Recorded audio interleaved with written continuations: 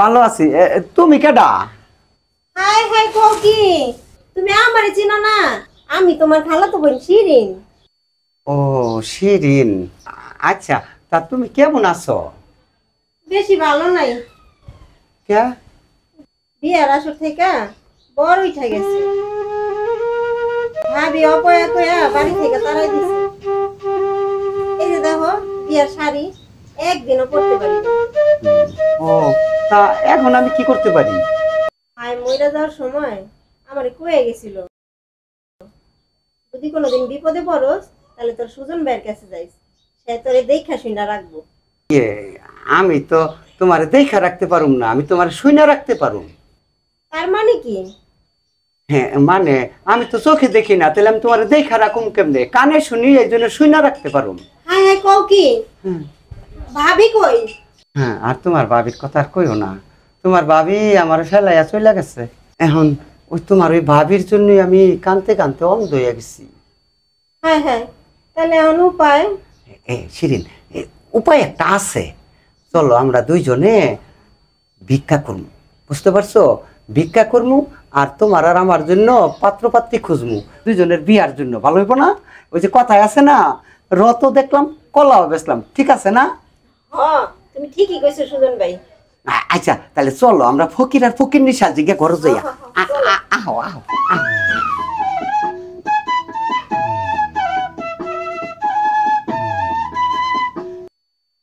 আচ্ছা শোনো, হ্যাঁ কও।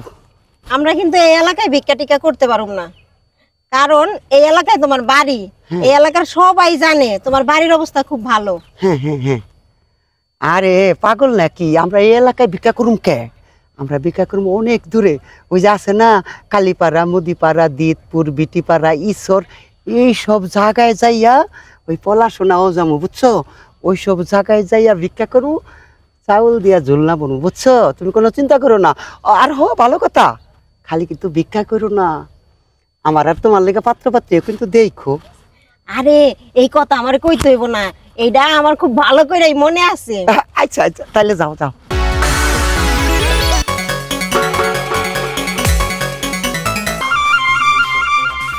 ওই গো পাঁচাশি খালাম মারা, ভিক্ষা দিয়া যান, আমরা আল্লাহর মুসাফির। হগো মাছাছি খালাম মা পুরা, হ্যাঁ বেশি করে ভিক্ষা দিয়ে এটা বড় ফজিলতের চান। কি চান? আরে কেডাই জানে এটা কি চান, কোন দা ঠেয়া তাই কইলাম। তাইলে যে কইলা ফজিলতের চান? আরে এমনি কইলাম, কোন লাগে না ভিক্ষা করবার ইয়া, হেলিগা কইলাম, বুঝছো? ও অনুমানে তাইলে মিছা কথা কইছো? অনুমানে কইয়া দিলাম একটা, ফজিলতের ওকে বলে না ওকা। এই নাও চাউল।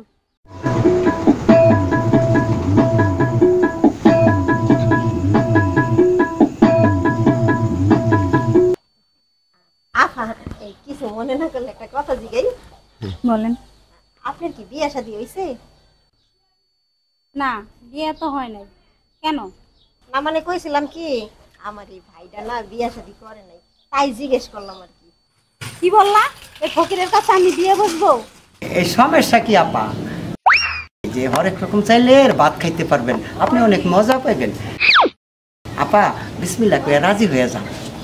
বুঝতে পারছি, পিটানি না দিলে তোমরা যাবা না।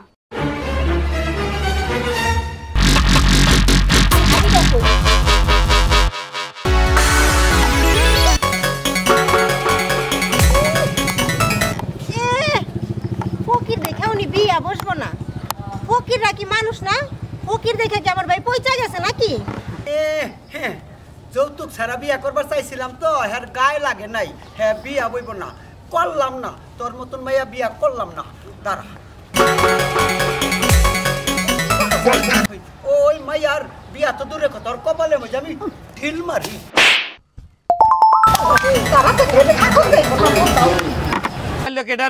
শালাক দেখাচ্ছি মজা, শালা সুমন্দির গোষ্ঠী। বেশি করে ভিক্ষা দেন, আমরা আল্লাহর মুসাফির। আমরা আল্লাহর মুসাফির। এই তোমরা কি ভিক্ষা চাওয়ার সময় পাও না? কে পাওনি তো আসল সময়, এটা বড় ফজিলতের চান। দেখেন না চানটা কি সুন্দর, পশ্চিম দিকে একটু হাইলা রয়েছে। তুমি না অন্ধ? চান যে পশ্চিম দিকে বাঁকা, এটা কেমনে দেখলা? আরে উনি আর কিছু দেখুক আর না দেখুক, চানটা উনি খুব ভালো দেখে। হ্যাঁ, এই চাঁদের লগে নে আমার খুবই সম্পর্ক। মাঝে মাঝে আমি ভিডিও কলে কথা কই নিকো। বাবা ফকিরে দিহে আবার ভালোই কেরামতি। আচ্ছা, আমি সময় নষ্ট করেন না, কথা বাড়াই না, তাড়াতাড়ি চাউল দেন। আরে তোমার ভিতরে চাল দেবো, চাল তো আমরা কিনা খাই। এই কত টাকা কেজি চাউল কিনা খান? 70 টাকা কেজি কিনা খাই। তাহলে আপনি আমাকে 80 টাকা দেন, 1 কেজি চাউল নেন। কে তোমার 80 টাকা দিব কে? 80 টাকা কি লেগে দিবেন বুঝেন নাই? 70 টাকা হইলো চাউলের দাম আর 10 টাকা হইলো আমাকে ভিক্ষা। হয়েছে, তোমার ওই 5 মেশিনে চাল আমার দরকার নাই। এই নাও তোমার 5 টাকা ভিক্ষা। থাক থাক, ওই 5 টাকা দেওয়া লাগবে না, ওই কবুলের সময় কাজে লাগবে, কবুলের সময় আপনি দিয়ে দিয়েন। কবুলের সময় মানে?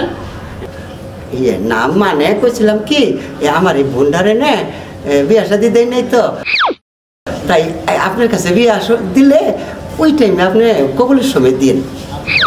কি কইলা? আমি ফকির বিয়ে করুম? কি করলেন? ফকিনি দেখে কি আমি মানুষ না? ফকিনি দেখে আমি কই চাই গেছি? দরকার পড়ে আপনার 2 কেজি চাইল যৌতুক দিন। হ্যাঁ, দরকার পড়ে 3 কেজি দেবো, তবু আপনার বিয়া করা লাগবে, বুঝছেন? ও বুঝছি, তুমি করে পিটানি না দিলে যাবে না। লাড়িটা কই?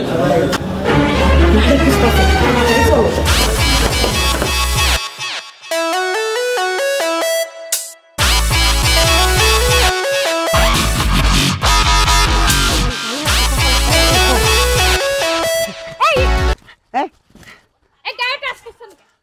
হ্যাঁ মাইয়া মানুষ দেখলে গায়ে টাচ করতে মন চায়? করতে মন চায়? আরে আরে আপনি কি করতেছেন? ওনারে মারেন কেন? ওনারে মারি কেন? উনি আমার গায়ে টাচ করছে কেন? আর দাঁড়ান আপা। হ্যাঁ আপা, আপনার কি বিয়ে শাদী হইছে? না, বিয়ে শাদী হয় নাই।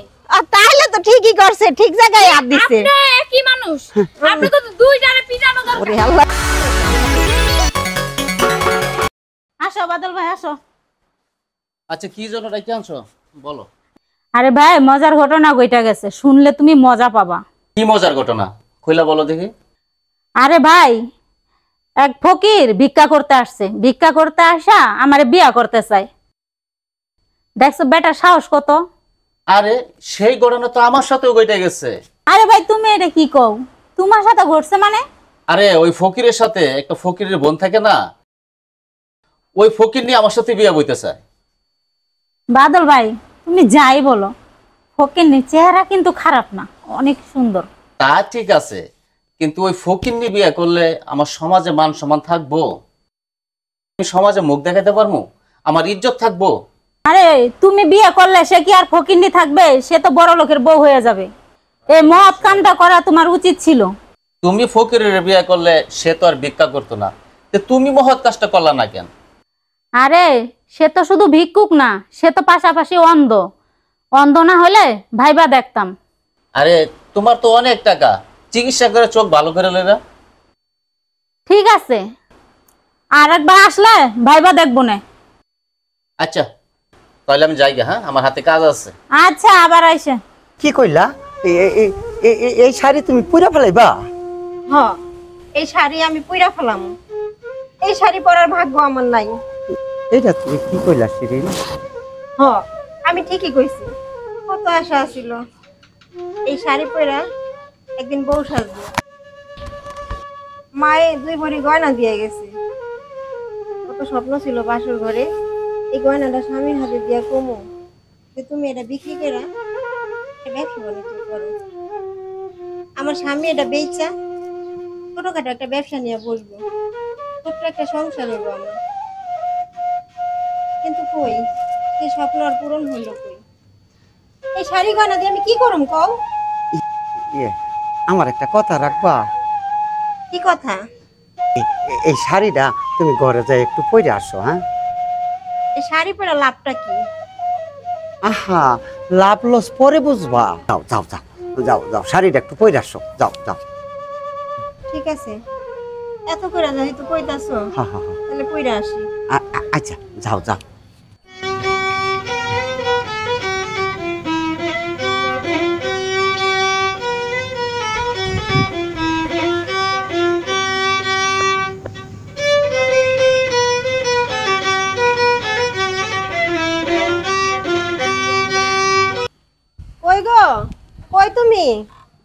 এই যে আমি শাড়ি পরছি, আরে কই গেল? ইয়ে দেখো তো আমার কেমন লাগতেছে। আরে তোমারে তো একদম নায়ক সুজন দিদির মতো লাগতাছে। আচ্ছা দেখো তো আমারে কেমন লাগতাছে। তোমারে তো নায়িকা শিরিন আহমেদের মতো লাগতেছে অবিকল। ও তুমি তো অন্ধ, কেমনে দেখবা? কে বলছে আমি অন্ধ? আমি তো অন্ধ না। তাহলে এতদিন? আরে শোনো, তোমার গলা ধরে থাকার জন্য আমি এতদিন অন্ধের অভিনয় করছি, যাতে সারাদিন আমি তোমার গলা ধরে থাকতে পারি। তুমি আসলে একটা পাক্কা অভিনেতা। এই সবই তো তোমারই জন্য। তাইলে আর দেরি কেন, কাজী সাহেবের কাছে চলো, তাড়াতাড়ি যাইয়া কবুলের কাজটা শেষ করে ফেলেন। হ্যাঁ হ্যাঁ হ্যাঁ, চলো চলো চলো।